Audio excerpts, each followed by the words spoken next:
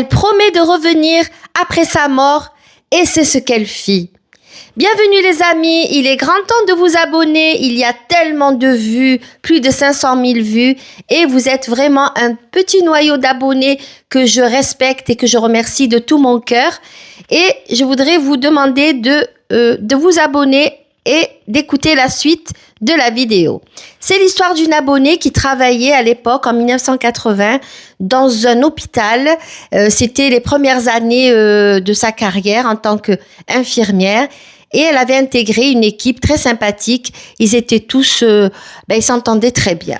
Un jour, l'une d'entre eux annonce qu'elle a un cancer du foie, qu'elle ne veut pas se soigner. Pas pour la raison suivante, c'est que son frère avait eu, et qui était décédé à ce moment-là, avait eu un problème d'ordre cardiaque et ils n'ont pas pu le soigner. Il avait une machine pour faire travailler son cœur en attendant une greffe qu'il n'a jamais eue et il est mort dans des souffrances.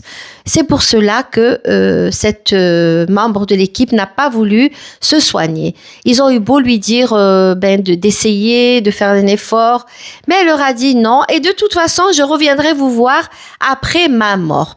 Donc, elle mourut, les obsèques ont suivi et l'équipe était présente. Voilà, ils ont fait leurs adieux à leurs chers collègues.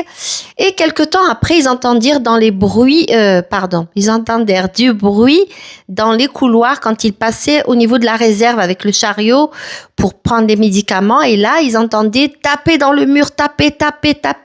Mais à partir de la mort de cette dame, eh bien, ça n'a jamais cessé de taper.